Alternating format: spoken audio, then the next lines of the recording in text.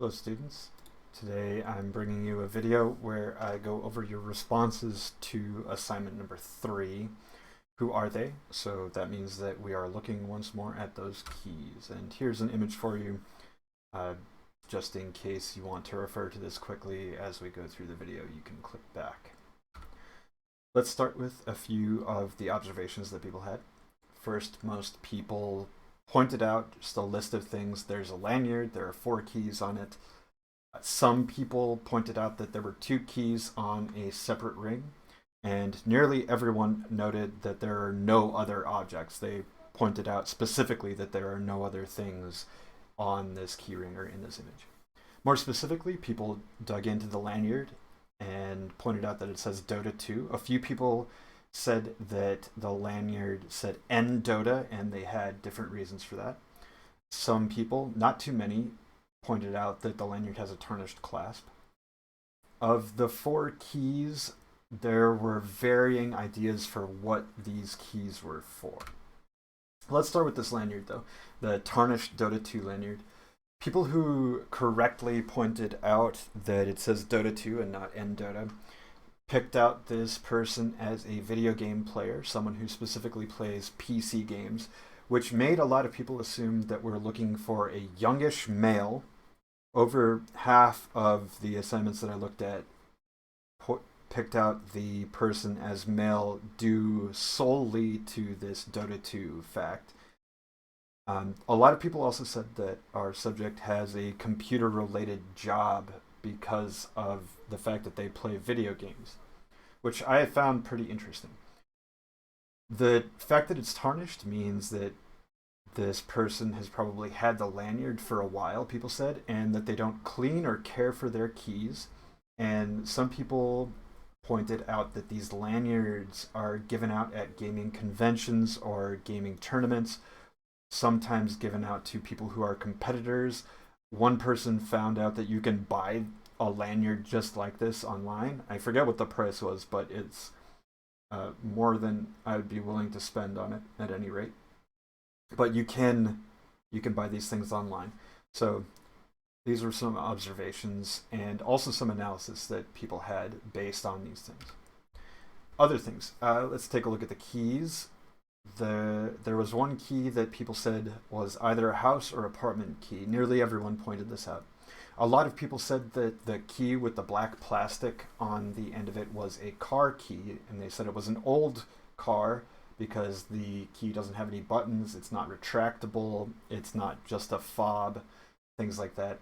Other people pointed out that this looks like a bicycle lock key, which is actually the truth. That is a bicycle lock key, which made them believe that this person doesn't have a car or doesn't very often drive the car that they have. And they thought that this meant the person lives close to where they work or go to school, or they don't work or go to school. A lot of people said that this made the subject younger, or they trended younger in their guesses. They think this person likes outdoor activities. For the people who thought that this was a car key, the most common inference that people drew from this, or their deduction from this, was that the person is not very wealthy because they imagine that wealthy people don't drive old cars, which is not my experience at all, but still, I can understand it. There was also another key on there that was basically, people were split between office key or dorm key. People who thought that was an office key said, okay, it tells us the person has an office job, and those people tended to bump the age of the subject up a little in their estimation. Other people thought it was a dorm key, which made them think it was a student, and they would then bump the age down a bit. The shorter key, some people said it was a safe key, some said a filing cabinet key. The people who said it was a safe key thought that this was a very private person who either lives with roommates, so they want to keep their things private, or they collect expensive things that they want to hide away from anyone who might come into their home. People who thought this was a filing cabinet key, mostly these were people who thought that we were dealing with an office worker. And they just thought this was a filing cabinet or a desk key. And then there were still a few other people who believed that this was a key to a ski lodge called Timberline. And they thought that this person likes to ski frequently, makes frequent trips to their ski lodge. And this made people bump the idea of the subject's income range much higher. Now, for the people who pointed out that there were no other objects, a lot of people believe that this makes their subject male. After the Dota 2 lanyard, after the Dota 2 phrase on the lanyard, this was a very common tell for people that the subject is male. They believe that female subjects would be more likely to have entertaining things, colorful things on their keychain. That also, so in addition to believing that the subject is male, this also tended to bump the estimated age up, having no other objects. They also believe that this person doesn't go to the gym or shopping or go shopping. And some people said that our subject is a minimalist due to this. In general, though, people followed this course when they did this observation and analysis exercise, which is very good. You list facts, you do a little research. The people who figured out what Dota 2 was, that's from research. They put their facts together, the various types of research that they do.